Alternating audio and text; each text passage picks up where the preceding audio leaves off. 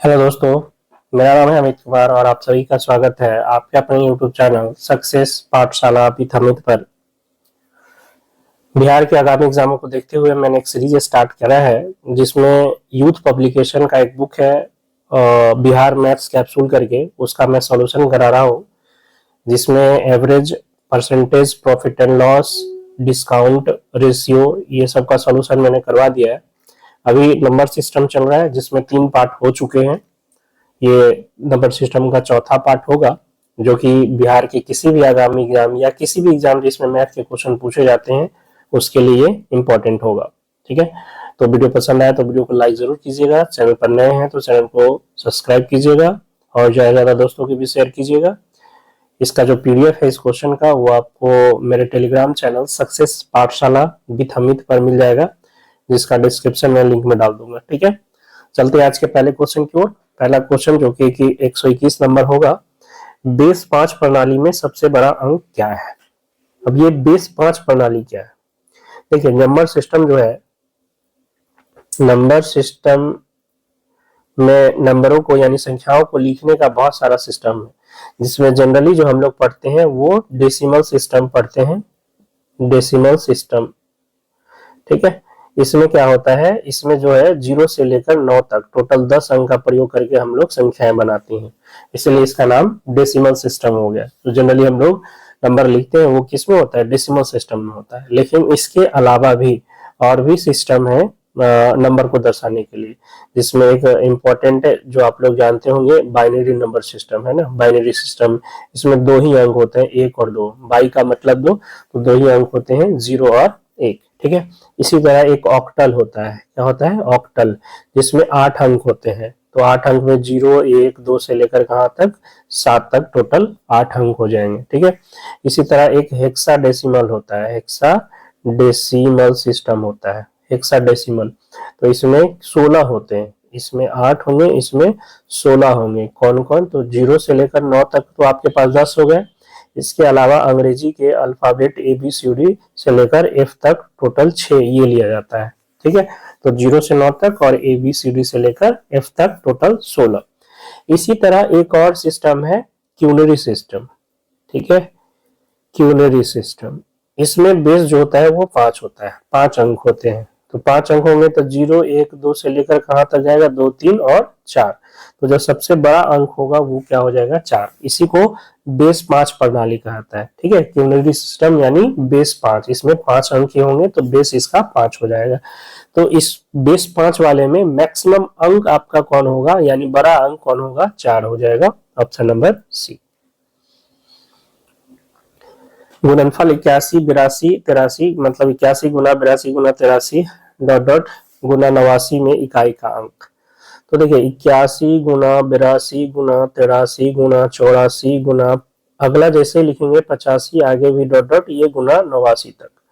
तो हमें किसी से मतलब नहीं, हमें मतलब है तो सिर्फ और सिर्फ 5 वाले से, क्योंकि इस 5 के साथ जैसे ही कोई 2 मिलेगा, जो कि यहाँ भी है, 84 में भी होगा, 86 में भी होगा, इसको एक भी 2 मिलेगा, ये 5 गुना 10 0 बना देगा, है ना। और जैसे ही एक इकाई अंक 0 हुआ तो इसके साथ कुछ भी गुणा होगा तो वो क्या हो जाएगा, 0। यानी इस पूरा का इकाई का जो अंक होगा वो क्या हो जाएगा, 0 हो जाएगा। बात आ रही समझ में? बीच में एक 85 है जिसका यूनिट डिजिट 5 है, इस 5 के साथ एक भी 2 मिलेगा, जो कि आपके 82 में भी है, 84 में भी है, 86 में भी है। तो 1, 2 जैसे ही मिलेगा ये बना लेगा 10। 10 का मतलब इकाई अंक 0, और 0 में किसी भी चीज से गुना होके इकाई का अंक क्या आ जाएगा, 0 हो जाएगा। Option number A. यदि 6 को 7 से गुना करके उसमें 50 जोड़ा जाए तो आने वाली संख्या, ये तो नर्सरी क्लास का प्रश्न हो गया। 6 में 7 से गुना करके 50 जोड़ना है, 42 और प्लस 50 92। Option number D. 0 से 9 तक अंकों में से समीकरण x02 गुना y9 बराबर 15,678 में छूटे अंक ज्ञात करें। यानी एक 3 डिजिट का नंबर है x02 और इसमें एक 2 डिजिट का नंबर y9 से गुना करा गया है, और गुना करने पर ये 15,678 आ रहा है। तो x और y का वैल्यू पूछ रहा है। तो इसको सॉल्व करने का एक ही तरीका है, हिट एंड ट्रायल मेथड। आपको जो है बारी बारी से चेक करके ऑप्शन देखना होगा और आप ऑप्शन छाट भी सकते हो। देखिए पहला ऑप्शन है 104 और y3, तो रखेंगे तो ये 402 हो जाएगा, और y3 रखेंगे तो ये 39। तो ये लगभग देखिए 39 है और ये आपका 400 लगभग मानिए, तो ये 16,000 हो जाएगा। और थोड़ा सा कम है, ये एक कम है, ये यानी 16,000 से थोड़ा कम आएगा। ठीक है, यानी 16,000 से कम, यानी 15,500 समथिंग और 16,000 के बीच में रहेगा, जो कि हमारा वही गुना है 15,678। तो मे भी ये हो सकता है ना, ये हो सकता है। तो इसको हमें चेक करना होगा, फिर बाद में चेक करेंगे। दूसरा देख लेते हैं, अगर x3 रखेंगे तो ये 302 हो जाएगा, और y4 रखेंगे तो 49। तो ये लगभग आपका क्या है, ये आपका 50 है और ये 300 है, तो लगभग ये कितना हो जाएगा 15,000, और 15,000 से थोड़ा कम ही होगा, हमें 15,000 से ज्यादा चाहिए, तो ये हो नहीं सकता है। दूसरा x5 रखेंगे तो 502, और y4 रखेंगे तो 49। तो ये लगभग 50 है और ये 500 है, तो ये लगभग कितना 2500 हो जाएगा, 2500 से थोड़ा, सॉरी 25,000 से थोड़ा कम हो जाएगा, है ना। तो ये भी नहीं हो सकता है, हमें 15,000 चाहिए, 15,678। तो ये नहीं होगा, ये नहीं होगा। 3 रखेंगे तो 302, और 5 रखेंगे तो ये 59। तो ये लगभग 60 है और ये 300, तो 36 18, ये 17,000 समथिंग आ जाएगा, है ना, लगभग 18,000 के आसपास। तो ये भी नहीं होगा, तो आप आंसर ए लगा सकते हो। बाकी अगर एक से ज्यादा ऐसा होता आसपास में तो हमें गुना करना पड़ता, बट यहाँ साफ साफ दिख रहा है कि इन तीनों में से कोई नहीं हो सकता है, तो आंसर ए बचेगा। बाकी आप गुना कर लीजिए। ठीक है, 402 में 39 से एक बार गुना करके चेक कर लेंगे, 9 2 18, 1 9 6 36, और ये 6 0 4 3 12, तो 8 7 6 5 1, 15,678, ऑप्शन नंबर ए। एक लड़का मेले में 3 स्टॉलों पर जाता है, प्रत्येक स्टॉल पर वह 1 रुपया प्रवेश शुल्क देता है, शेष आधा धन स्टॉल पर खर्च कर देता है तथा 1 रुपया बाहर जाने का शुल्क देता है। अंत में उसके पास 3 रुपए शेष रहते हैं, उसके पास प्रारंभ में कितने रुपए थे। बहुत अच्छा क्वेश्चन है। देखिए लड़का एक मेले में 3 स्टॉल पे गया, स्टॉल 1, स्टॉल 2, स्टॉल 3। ठीक है, और हर एक स्टॉल पर वह 1 रुपया एंट्री फीस देता है, बाकी जो बचता है उसका क्या करता है, आधा स्टॉल पर खर्च कर देता है, और फिर बाहर निकलते समय वो 1 रुपया जाने का शुल्क देता है, यानी निकलने का शुल्क देता है, और अंत में उसके पास 3 रुपये बचता है, तो प्रारंभ में, तो इसको उल्टा करना पड़ेगा। ठीक है, तीसरे स्टॉल में अंत में उसके पास कितने थे, 3 रुपए। ठीक, इससे पहले उसने 1 रुपया निकलने का फीस दिया होगा, तो निकलने से पहले उसके पास कितना था, 4 रुपया, निकलने से पहले 4 रुपया। बात आ रही समझ में। जब 3 रुपया उसके पास अंत में बचा, ठीक है, और वो 3 रुपया कैसे बचा होगा, लास्ट तीसरे स्टॉल में निकलने का 1 रुपया दिया होगा, तो निकलने से पहले उसके पास 4 रुपया। अब ये 4 रुपया कैसे बचा, वो आधा खर्च किया था स्टॉल पर, स्टॉल पे आधा खर्च किया, तब तो उसके पास 4 रुपया बचा, यानी स्टॉल पर खर्च करने से पहले उसके पास कितना रहा, 8 रुपया, 8 रुपया। और ये स्टॉल में एंट्री करते वक्त कितना रहा होगा, तो एंट्री फीस 1 रुपया दिया था, तो एंट्री करते वक्त इसके पास 9 रुपया था, यानी जब ये तीसरा स्टॉल पे एंट्री किया उस समय इसके पास कितना था, एंट्री करने से पहले उसके पास कितना था, 9 रुपया।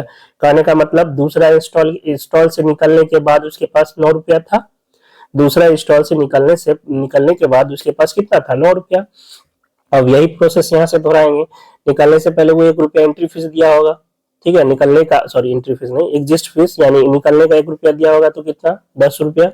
निकलने से पहले वो आधा स्टॉल पे खर्च किया, तो स्टॉल पे खर्च करने से पहले 20 रुपया, और उस स्टॉल पे खर्च करने से पहले 1 रुपया वो एंट्री फीस दिया होगा, तो 21 रुपया। यानी दूसरा स्टॉल में आने से पहले उसके पास कितना रुपया था, 21 रुपया। तो वो पहले से निकलने के बाद का रहा होगा, 1 रुपया एग्जिस्ट फीस दिया निकलने से पहले का, निकलने का तो 22 रुपया, फिर इसका आधा ये खर्च किया था, तो खर्च करने से पहले 44 रुपया, और 1 रुपया एंट्री फीस दिया था, तो ये हो गया 45 रुपया। यानी पहले इंस्टॉल में जाने से पहले उसके पास कितना था, 45 रुपया। बात आई समझ में। तो ये समझाने में इतना समय लगा, अगर ये प्रोसेस आपको समझ में आ गया कि अच्छा ये है, तो आप मुश्किल से 30 से 40 सेकंड में ये क्वेश्चन को सॉल्व कर सकते हो। ठीक है, 3 था, 1 एग्जिस्ट दिया, एग्जिस्ट करने से पहले 4, आधा खर्च किया था तो खर्च करने से पहले 8, एक एंट्री दिया तो 9, फिर 9 इसके पास था तो एग्जिस्ट करने से पहले 10 रहा होगा, आधा खर्च किया था तो खर्च करने से पहले 20, एक एंट्री फीस तो 21, यानी पहले वाले से में निकलने के बाद उसके पास 21 रुपया था। फिर यहाँ 21 उसके पास बचा था तो एक एग्जिस्ट फीस दिया होगा, तो एग्जिस्ट फीस देने से पहले 22, आधा खर्च किया था तो खर्च करने से पहले 44 और 1 रुपया एंट्री फीस दिया तो 45 रुपया। ठीक है, इस अंक को यदि 1 से 9 तक गुना करें तो गुणनफल के अंकों का योग प्रत्येक दशा में इस अंक के बराबर होता है। तो ये सबको पता होना चाहिए कि 9 ही एक ऐसा अंक है, 9 ही एक ऐसा अंक है जिसको किसी भी अंक या संख्या के साथ गुना कर दीजिए तो गुणनफल के अंकों का योग हमेशा 9 होगा। कहने का मतलब 1 गुना 9 तो ये तो 9 ही, चलिए 2 गुना 9 करेंगे तो 18 आएगा, 18 के अंकों का योग देख लीजिए क्या आएगा, 1 और 8 कितना 9, 3 गुना 9 करेंगे 27, 7 और 2 9, ठीक है, 4 गुना 9 करेंगे 36, 3 और 6 9, तो ये 9 के साथ ही सिर्फ है। 9 एक लौता एक ऐसा अंक है जिसको किसी भी दूसरे अंक में या किसी दूसरे संख्या में भी गुना करेंगे तो जो भी आपको संख्या मिलेगा उसके अंकों का योग जो होगा वो हमेशा क्या मिलेगा, 9 मिलेगा। Option number B. इस अंक के अतिरिक्त प्रत्येक अंक के न्यूनतम 2 गुणनखंड होते हैं। कहने का मतलब है हमें वैसे अंक बताना है जिसका केवल और केवल एक ही गुणनखंड है और उसके अलावा प्रत्येक का कम से कम 2 गुणनखंड है। तो 0 के तो अनंत गुणनखंड होते हैं, 10 के 2 गुणनखंड 2 और 5 है, इसके अलावा 10 भी हो जाएगा, है ना, 2 है, 5 है, 10 है, 1 है और 5 का 1 है और 5 है, तो इसके भी 2 है, इसके भी 2 से अधिक है। एक एकलौता ऐसा अंक है जिसका सिर्फ एक गुणनखंड है और वो है 1। एक और स्वयं, तो स्वयं भी तो एक ही है ना, तो एक ही गुणनखंड हो जाएगा, कौन, 1। याद रखिएगा 0 के अनंत गुणनखंड है, क्योंकि 0 गुना कुछ भी लिखेगा तो 0 आएगा, 0 के अनंत गुणनखंड होते हैं। प्रथम 25 सम संख्याओं का योग, अब या तो फार्मूला से कर लीजिए, फार्मूला होता है n इंटू एन प्लस 1, प्रथम n सम संख्याओं का योग n इंटू एन प्लस 1, तो 25 इंटू 25 एक 26, 26 गुना 25 650, ऑप्शन नंबर ए।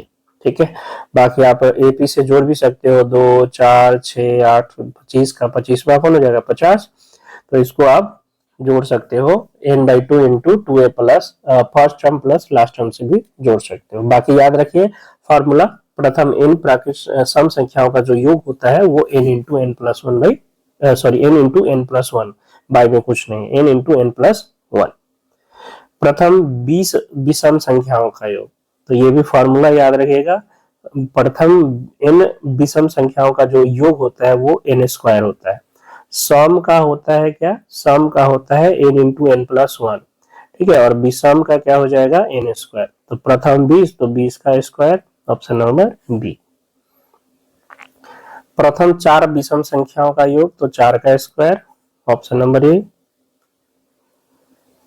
44,806 संख्या को यदि निकटतम हजार में बदले तो 44,800 है समथिंग, तो 45,000 हो जाएगा, ऑप्शन नंबर बी। 2 अंकों की एक संख्या अपने अंकों के योग के 5 गुनी है, यदि संख्या में 9 जोड़ दिया जाए तो अंक के स्थान परस्पर बदल जाते हैं, संख्याओं का योग ज्ञात कीजिए।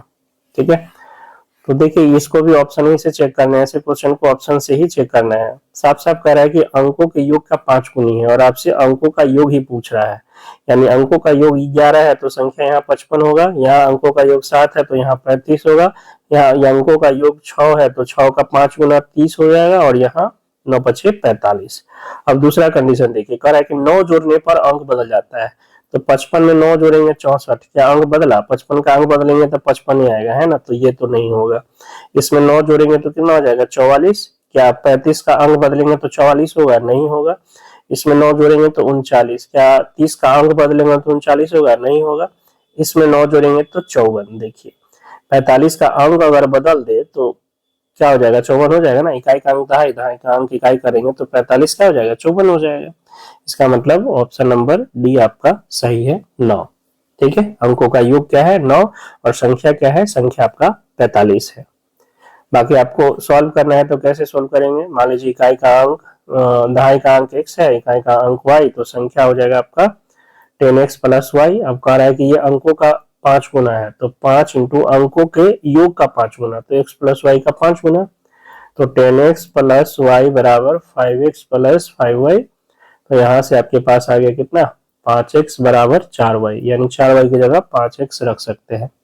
दूसरा इक्वेशन कि अगर क्या कर दे, 9 जोड़ दिया जाए, तो 10x प्लस वाई में 9 जोड़ दे तो इसका अंक बदल जाता है, यानी 10y प्लस x हो जाता है। यहाँ से आपके पास आ जाएगा कितना, 9x माइनस 9y बराबर -9, यानी x माइनस वाई बराबर हो गया -1। दोनों इक्वेशन को आप सॉल्व कर लो, सॉल्व करके एक्स वाई का मान निकाल लो। ठीक है, तो इतना करना है नहीं, जब भी 2 अंकों वाली संख्या दे और जब तक आप ऑप्शन से चेक कर पाओ तब तक ऑप्शन से जरूर चेक करो, और 90% क्वेश्चन ऑप्शन से आपके चेक हो जाते हैं। 22/7 माना कि एक संख्या है, तो 22 तो परिमेय ही होगा ना, 22/7 एक परिमेय संख्या है। परिमेय संख्या का रूप क्या होता है, p बाई क्यू का रूप होता है, जहाँ q 0 नहीं होना चाहिए और p और q पूर्णांक होना चाहिए। ठीक है, बहुत सारे बच्चे सोचेंगे कि ये तो पाई का मान है ना, ये क्या है, पाई का मान है, पाई एक अपरिमेय संख्या है तो अपरिमेय कर देते हैं। ऐसा गलती मत कीजिएगा, ये पाई का एग्जैक्ट मान नहीं है, ये पाई का लगभग वाला मान होता है, ये पाई का लगभग फ्रैक्शन में यूज करने के लिए। ठीक है, क्योंकि पाई का मान जो है वो अपरिमेय है तो दशमलव के बाद अनगिनत मान आते हैं, लेकिन एक सॉल्यूशन करने के लिए जो मेंसुरेशन में पाई का यूज होता है, उस कैलकुलेशन को आसान बनाने के लिए लगभग में एक परिमेय संख्या लिया गया है, क्या 22/7। तो ये एग्जैक्ट 22/7 नहीं है, मतलब पाई जो है एग्जैक्ट वो पाई/7 नहीं है। ठीक है, सॉरी 22/7 नहीं है, पाई अपने आप में एक अपरिमेय संख्या है, लेकिन 22/7 एक क्या है, परिमेय संख्या है। इनमें से कौन सी संख्या परिमेय है, तो 2/√3 ये तो अपरिमेय हो जाएगा, √3/4 अपरिमेय, √25/49 का मतलब क्या हो गया, 5/7, तो जो कि क्या है, परिमेय संख्या है, ऑप्शन नंबर सी। 1 से 50 तक की सभी प्राकृतिक संख्याओं का जोड़ ज्ञात करिए, रिपीट हुआ है, पिछले वीडियो में भी था ये क्वेश्चन। 1 से 50 तक का योग प्रथम n प्राकृतिक संख्याओं का योग n इंटू n प्लस 1/2 होता है, तो 50 गुना 51/2, 2 से कट जाएगा 25 बार में, 25 का 5, 25 25 25 25 125 और 2 127, 1275, ऑप्शन नंबर ए। जॉन के द्वारा हरि को 12 रुपए देने और हरि के द्वारा जॉन को 4 रुपए देने के बाद दोनों के पास बराबर पैसे थे, दोनों में से किसके पास शुरू में कम राशि थी और कितनी। जॉन और हरि, जॉन के पास मान लेते हैं 1 रुपया था और हरि के पास y। जॉन क्या किया, 12 रुपया हरि को दिया, तो x में से 12 चला गया और हरि वाली y को 12 रुपया चला गया, तो x में से 12 रुपया कमेगा और y को 12 रुपया बढ़ जाएगा। अब जॉन, हरि के द्वारा जॉन को 4 रुपया दिया गया, तो हरि दिया अब जॉन को, तो जॉन का 4 बढ़ जाएगा और हरि का 4 घट जाएगा। अब इसके पास क्या है, बराबर है, तो ये x माइनस 8 बराबर y प्लस 8, यानी x बराबर y 8 प्लस 8 16 हो जाएगा। x कौन था, जॉन, और y कौन था, हरि, यानी जॉन के पास हरि से 16 रुपया अधिक था शुरू में, या हरि के पास जॉन से 16 रुपया कम था, दोनों में से जो हो। हरि के पास 8 रुपया अधिक थे, गलत है। जॉन के पास 4 रुपया अधिक थे, गलत है। हरि के पास 16 रुपया कम थे, बात सही है। हरि के पास जो है जॉन से कितना रुपया कम है, 16 रुपया कम है। जॉन को हरि से 16 रुपया, हरि का y है ना, और जॉन के पास कितना है, y प्लस 16, यानी हरि से 16 ज्यादा है, तो हरि के पास जॉन से 16 कम होगा, ऑप्शन नंबर सी। 169 परिमेय और अपरिमेय संख्याओं का गुणनफल अपरिमेय होगा, निश्चित है। 169 जो शून्य नहीं है, तो 2 क्या है, परिमेय है, √3 क्या है, अपरिमेय, तो 2√3 अपरिमेय होगा। तो एक परिमेय और एक अपरिमेय का याद रखिएगा, जोड़, गुणनफल, भागफल हमेशा क्या होता है, अपरिमेय ही होता है, बशर्ते वो शून्यतर यानी शून्य ना हो, है ना, शून्य ना हो। शून्य में तो कुछ से गुना कीजिएगा तो शून्य हो जाएगा, तो उस समय तो परिमेय हो जाएगा। ठीक है, जो शून्य नहीं है तब के केस में एक परिमेय और एक अपरिमेय का गुणनफल हमेशा अपरिमेय ही होता है, ऑप्शन नंबर ए सही है। दो संख्याओं के बीच का अंतर 1365 है। जब बड़ी संख्या को छोटी संख्या से विभाजित किया जाता है तो भागफल 6 आता है तथा शेष 15 बचता है। छोटी संख्या ज्ञात कीजिए। मान लीजिए छोटी संख्या जो है आपका, छोटी संख्या y है, बड़ी संख्या x है। बड़ी संख्या x है, दोनों का योगफल x प्लस y 1365 दिया है। अब कह रहा है छोटी से विभाजित किया जाता है, तो छोटी से विभाजित किया जाता है तो भागफल 6 आता है और शेष 15 बचता है। तो यानी बड़ी संख्या x बराबर हो जाएगा छोटी संख्या y, भागफल कितना 6 अब प्लस शेष कितना 15। भाज्य बराबर क्या, भाजक, भाजक कौन है, भाजक है छोटी संख्या यानी 6, तो भागफल छोटी संख्या y, भागफल 6 तो y गुना 6 और प्लस शेष फल 15 इक्वल टू बड़ी संख्या भाज्य, यानी x बराबर हो गया 6y प्लस 15, है ना। और यहाँ से आपको पता है कि x की जगह रख सकते हैं, यहाँ पे x की जगह पहला इक्वेशन में 6y plus 15, 6y plus 15 plus का y बराबर 1365, तो यहाँ से 7y बराबर आ जाएगा 15 माइनस होकर 1350, यानी y बराबर 7 एकम 7, 6 किधर गड़बड़ हो गया, अच्छा दो संख्याओं का अंतर दिया हुआ है ना, दो संख्याओं का अंतर दिया हुआ है, x माइनस वाई है, x माइनस वाई बराबर 1365, तो वो x की जगह रख सकते हैं 6y प्लस 15 माइनस वाई बराबर 1365, यानी 5y बराबर 1350, यानी y बराबर 5 दूना 10, 5 सत्ते 35, यानी 270, ऑप्शन नंबर बी। छोटी संख्या पूछिए ना, छोटी संख्या y है, y 270।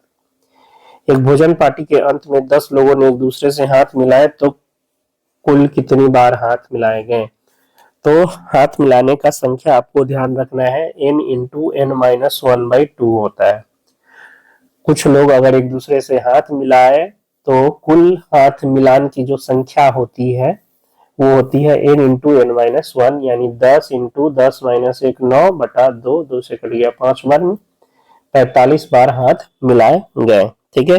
तो ये आता कहां से है, तो यह एक तरह का संचय है, एनसीआर, एन वस्तुओं में से लेकर एन वस्तुओं में से आर वस्तुओं को लेकर बनाए गए संचयों की संख्या। तो 10 व्यक्ति है, अच्छा इसका फार्मूला होता है factorial N by factorial R into factorial N minus R, ठीक है। तो 10c2 का मतलब हो जाएगा क्या, फैक्टोरियल 10 बटा फैक्टोरियल 2 इंटू फैक्टोरियल 10 माइनस 2, यानी फैक्टोरियल 8। फैक्टोरियल 10 को लिख सकते हैं 10 गुना 9, बच गया उसको फैक्टोरियल 8 कर देते हैं, बटा में फैक्टोरियल 2 का वैल्यू 2 इंटू फैक्टोरियल 8, फैक्टोरियल 8 से 8 का टर्म 2 से ये 5 बार में 45, ठीक है। तो यही NC2 करके NC2 का फार्मूला जब यूज करिएगा तो n इंटू n माइनस 1/2 आएगा, यही हो जाता है हाथ मिलाने की संख्या, ठीक है, ऑप्शन नंबर डी। राम का वजन श्याम से 25 किलोग्राम अधिक है, दोनों का सम्मिलित भार 325 किलोग्राम है, तो श्याम का भार कितना है, ठीक है। राम का वजन जो है श्याम से, तो एक तरीका है कि टोटल दिया हुआ है 325, दोनों का मिला के, एगो का 25 ज्यादा है तो इसमें से पहले 25 हटा लीजिए 300, अब 300 को दोनों में बराबर बराबर बांट दीजिए तो 150 हो जाएगा। अब एगो का 25 कितना है, ज्यादा है, तो एगो को 25 ज्यादा कर दीजिए, तो एगो का 175, एगो का 150, ठीक है। किसका ज्यादा है, राम का वजन श्याम से 25 किलोग्राम ज्यादा है, तो राम का हो गया 175 और श्याम का हो गया 150, श्याम का पूछा है 150 हो जाएगा। आता ही समझ में, जब भी किसी एक का ज्यादा या कम है तो उतना टोटल में से निकाल लीजिए, दोनों को बराबर बराबर बांट के ज्यादा वाला को ज्यादा दे दीजिए, ठीक है। ऐसे ना समझ में आया तो इक्वेशन बनाइए,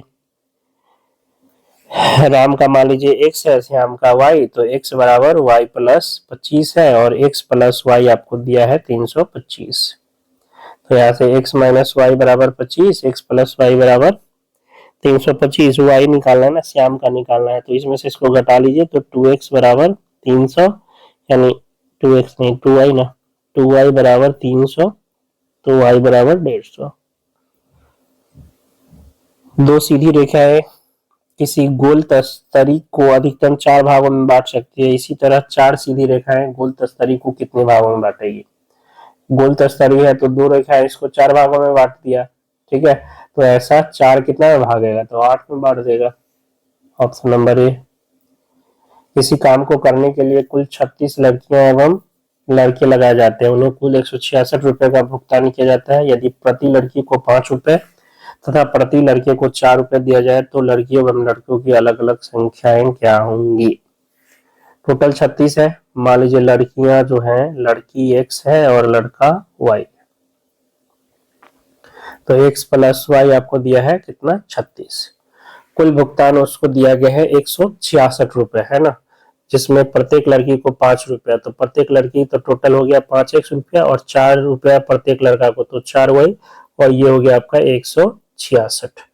तो सॉल्व कर देते हैं इसको, 5 से गुना कर लेते हैं, किसका निकालना है, दोनों का निकालना है ना, तो 5 से गुना करके घटा देते हैं, 5 से गुना कर लेंगे तो ये 5x प्लस 5y बराबर 180 और ये 5x प्लस 4y बराबर 166।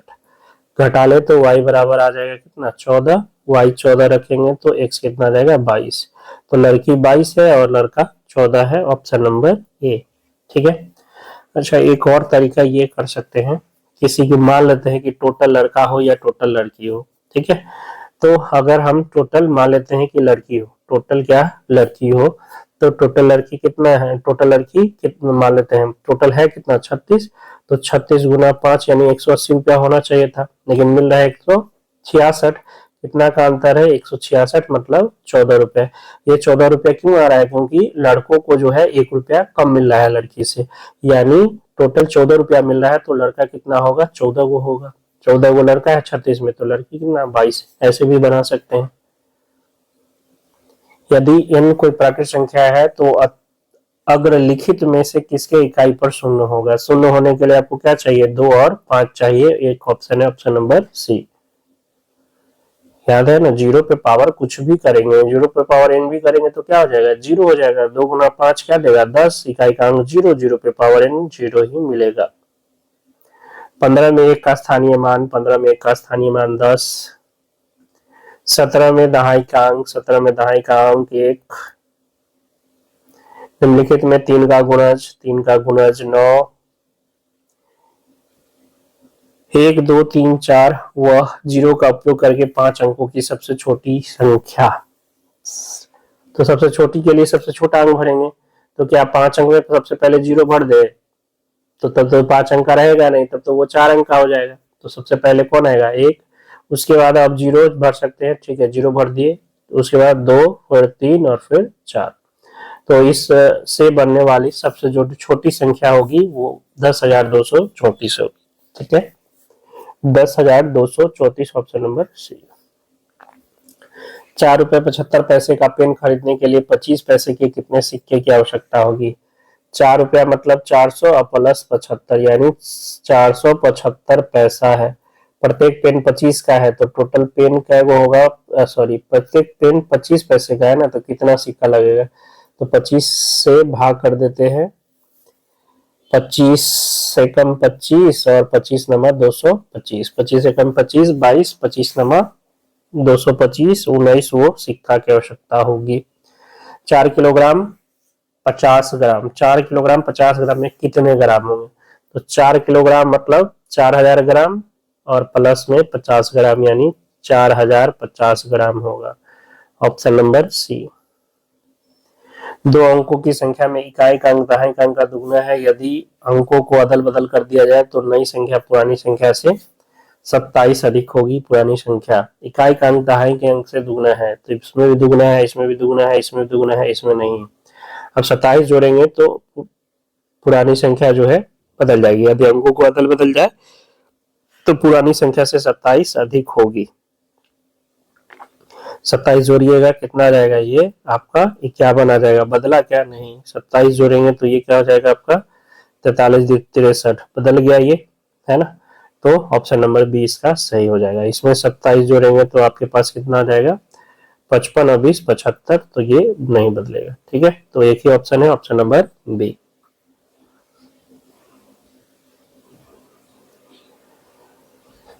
छत्तीस को किस न्यूनतम संख्या से विभाजित करें कि भागफल पूर्ण घन बन जाए। 3600 को भाग करके घन बनाना है, तो 3600 का मतलब 36 गुना 100, ये हो गया आपका कितना 6 का स्क्वायर यानी 2 का स्क्वायर गुना 3 का स्क्वायर, और ये 10 का स्क्वायर मतलब 2 का स्क्वायर गुना 5 का स्क्वायर यानी 2 पे पावर 4 गुना 3 का स्क्वायर गुना 5 का स्क्वायर। तो क्यू तो इसमें एक ही है, 2 का क्यू गुना 2, और ये 3 का स्क्वायर 9, ये 5 का स्क्वायर 25। तो ये सिर्फ घन बनाने के लिए हमें इतना से भाग करना पड़ेगा। गुना करना होता तब तो आपको 2 का स्क्वायर 3 और 5 से गुना करना पड़ता है, बट कर है भाग देना है, तो इस सबको हटाना पड़ेगा। यानी 9 दूना 18 गुना 25, 18 गुना 25 कितना हो जाएगा 180 और 190, 18 दाहिनी 360 और इधर 450। ऑप्शन नंबर डी, 450 से हमें भाग करना पड़ेगा। दो संख्याओं का योग 50 है, उनमें से एक संख्या दूसरी संख्या का 7/3 गुनी है तो बड़ी संख्या। तो एक संख्या मान लीजिए x है और दूसरा संख्या हो जाएगा 7x/3, दोनों का योग दिया हुआ है 50, तो 10x/3 बराबर 50, ये से कट गया 5 बार में यानी x 15। बड़ी संख्या कौन हो जाएगी 7x/3 यानी 7 गुना 3 गुना 7/3 गुना 15, 7/3 गुना 15 तो 5 से ये 35 बार में, यानी ऑप्शन नंबर सी। चार संख्या का औसत 15 है, यदि उनमें से तीन संख्याएं 5, 17 और 28 है तो चौथी संख्या। तो ये चार संख्याओं का औसत जो है, चार का औसत दिया हुआ है कितना, ये औसत का प्रश्न हो गया 15, तो योग क्या हो जाएगा, योग 4 गुना 15 यानी 60। तो चारों का जो योग है वो 60 है, उसमें से तीन दिया हुआ है 5, 17 और 28, तो इस तीनों को मिला के कितना हो गया 22 और 28 यानी 50। तो चौथी संख्या कितनी बच गई 10। ये चारों का योग है 60, ये तीनों का योग 50, तो चौथी संख्या 10। यदि किसी संख्या का 1/3 12 है तो उस संख्या का 1/4 क्या होगा। 1/3 12 है, तो 1/3 अगर 12 है तो संख्या 36 हो जाएगी। अब 36 का कह रहा है 1/4, तो 1/4 कितना हो जाएगा 9 हो जाएगा। Option number B. मोहन के बटुए में 50 पैसे के 15 सिक्के थे, यदि उसने 5.5 रुपए खर्च कर दिए थे, उसके बटुए में कितने धनराशि शेष है। 15 सिक्के का मतलब हो गया कितना 7.5 रुपया, 50 पैसा का मतलब 7.5 रुपया, और खर्च कर दिया 5.5 रुपया, तो बच गया कितना 2 रुपया, 2 रुपया उसके पास है। Option number D. 635 जो कि एक वर्ग नहीं है के निष्कर्ष के लिए वैध कारण क्या है। कहने का मतलब 635 वर्ग नहीं है, इसका क्या कारण है, यह विषम संख्या है। जरूरी थोड़ी है कि विषम संख्या जो है वो किसी का वर्ग नहीं होता है, विषम संख्या भी वर्ग होती है, तो पहला कारण तो गलत हो जाएगा। 5 के साथ समाप्त होती है, जरूरी थोड़ी है कि जो 5 के साथ समाप्त होती है वो पूर्ण वर्ग ना हो। 25, 625, 625, 225 ये सब क्या है पूर्ण वर्ग है, तो आपका ये भी नहीं होगा। 35 के साथ समाप्त होती है, तो देखिए ये है जिसका यूनिट डिजिट 5 है उसके साथ 2 होगा, जिसका यूनिट डिजिट 5 है और वो किसी का परफेक्ट स्क्वायर होगा तो निश्चित है कि उसके साथ 2 यानी 25 जरूर होगा। जैसे 25, 625, ठीक है 225, तो ये 25 आपके साथ जरूर मिलेगा। अगर 5 से कोई संख्या जिसका वर्ग का इकाई अंक 5 है तो 2 जरूर होगा, दहाई का अंक 25 जरूर होगा। तो ये रीजन हो सकता है कि 35 की समाप्त हो रही है, इसलिए ये एक वर्ग नहीं है। इसकी संख्या 14 तक योग करती है, 14 तक का योग करती है, जरूरी थोड़ी है 14 योग करेगा तो वर्ग नहीं होगा, ऐसा कोई बात नहीं है। तो एक ही सही है इसका, ऑप्शन नंबर सी। किसी संख्या का द्विवर्ग 18 का घन है। द्विगुण वर्ग, द्विगुण का मतलब 2 से गुना, द्विगुण वर्ग मतलब 2 से गुना और तब वर्ग, ठीक है। 2 इंटू वर्ग यानी संख्या कौन, मान लीजिए x है तो उसका स्क्वायर x स्क्वायर, यानी किसी संख्या के वर्ग का दुगना जो है वो 18 का घन है, यानी 18 का क्यूब है।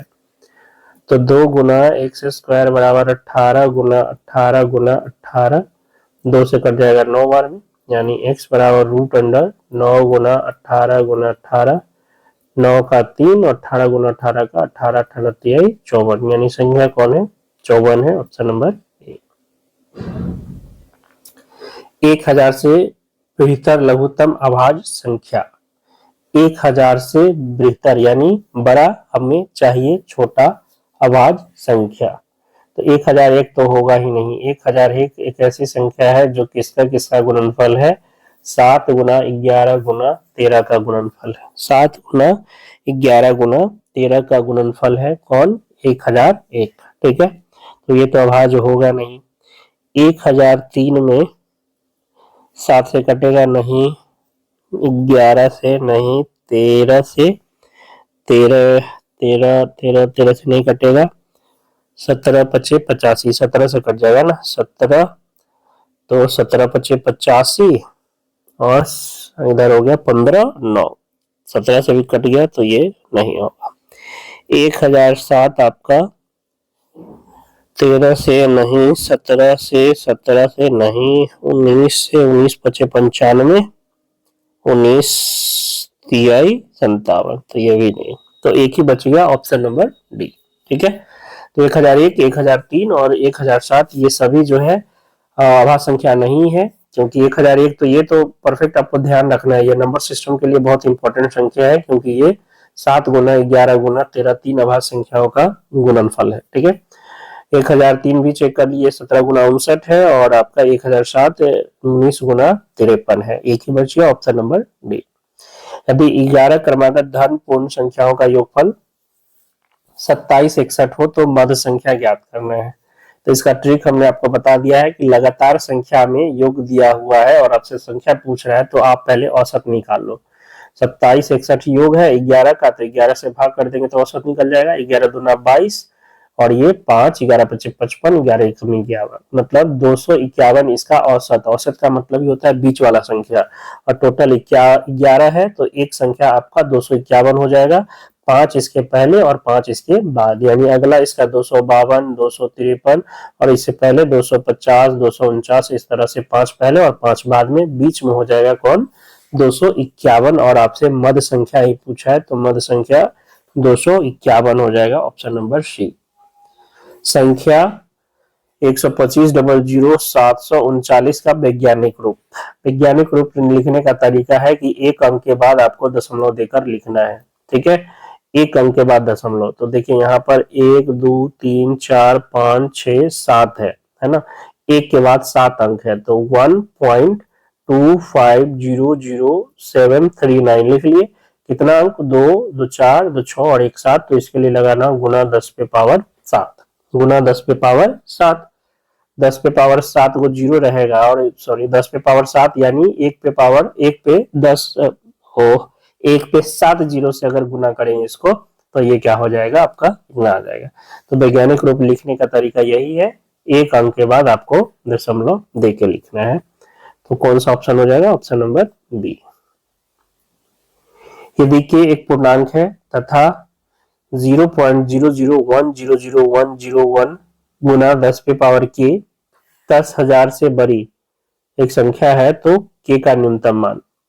तो देखिए 10,000 के लिए आपको कहां तक जाना होगा, यहां तक आना होगा, ये जीरो तक, एक से पहले जीरो, तो 1 2 3 4 5 इकाई दहाई सैकड़ा हजार 10,000 है ना, तो इसके लिए कितना से गुना पढ़ना पड़ेगा, 1 2 3 4 5 6 7। ठीक है, 1 2 3 4 5 6 7 अंक है, तो 0.00100101 को अगर हम 10 पे पावर 7 से गुना कर दे तो ये कितना आ जाएगा, 10010.1। ठीक है, इतना आ जाएगा। तो देखिए 10,000 10.1 हो गया, 10,000 से बड़ी हो गई, तो इसके लिए हमें कितना से कम गुना करना पड़ेगा, 10 पे पावर 7, यानी के का वैल्यू कितना हो जाएगा, 7 हो जाएगा। कम से कम के का वैल्यू 7 होना चाहिए, ऑप्शन नंबर सी। वह सबसे छोटी संख्या जिससे 147 को गुना करने पर एक पूर्ण वर्ग बन जाए। 147 का मतलब ये 7 दूना 14 और 7 एकम 7 दूना 14 और 7 एकम 7, यानी 7 गुना 3 गुना 7, यानी 7 का स्क्वायर गुना 3। तो हमें कितना से गुना करना पड़ेगा, 3 से गुना करना पड़ेगा, ऑप्शन नंबर बी।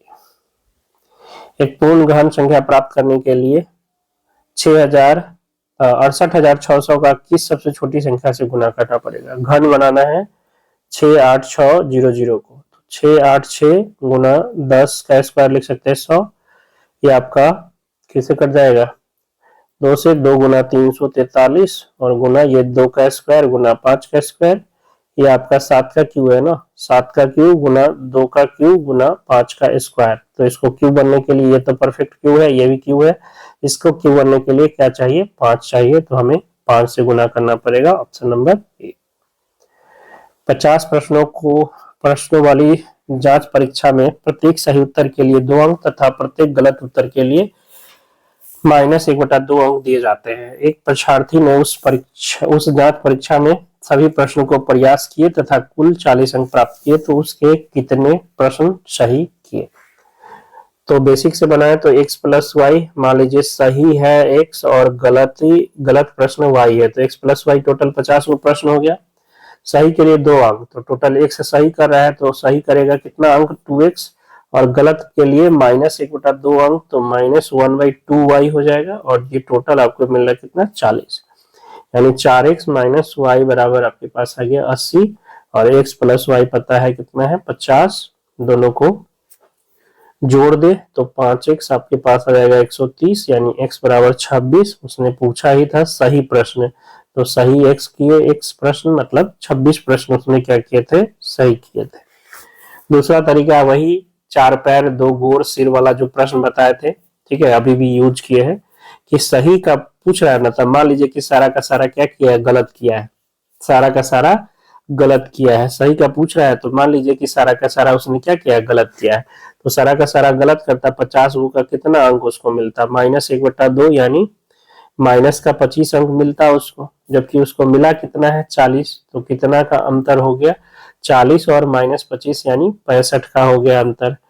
अच्छा, इसमें अंक में अंतर कितना का है, सही के लिए 2 मिल रहा है, गलत के लिए कितना मिल रहा है -1/2, तो इसमें कितना का अंतर हो गया 5/2 का अंतर हो गया, तो 65/5/2, 5 से 13 बार में 13 दूना 26। तो जिसको ये समझ में आइए बनाइए, नहीं तो बेसिक से बनाइए। आखिरी प्रश्न होगा, अब हमने संख्या जो है प्रश्न का 45 कर दिया है ताकि ये जल्दी खत्म हो जाए। 234 के अभाज्य गुणनखंड में 3 की अधिकतम घात क्या है। 234 तो 3 गुना 7 21 और 2 8 24, 3 गुना 3 और ये 26 78, यानी 3 का स्क्वायर गुना 2 गुना 13, ठीक है, तो 3 का घात कितना है 2 है, ऑप्शन नंबर डी, ठीक है। बाकी आप जोड़ भी सकते हो, 4 3 7 और 2 9 है, तो 3 से ये कितना बार कट जाएगा, 2 बार कट जाएगा, तो ऐसे भी आप चेक कर सकते थे। तो टोटल जो है 165 प्रश्न 301 में टोटल 165 प्रश्नों का सॉल्यूशन करा दिया है, और आशा करते हैं कि जो भी आपको बता रहे हैं वो समझ में आ रहा हो तो वीडियो को लाइक जरूर कीजिएगा। नंबर सिस्टम के पहले वीडियो में जो है बहुत अच्छा व्यू आया और लाइक भी लोगों ने किया, लेकिन फिर दूसरा और तीसरा वीडियो में जो है सुस्त पड़ गए लोग। तो वीडियो अगर पहला पसंद आ रहा है तो दूसरा तीसरा भी पसंद आना चाहिए, नहीं तो नहीं आना चाहिए, कोई नहीं आना चाहिए, है ना।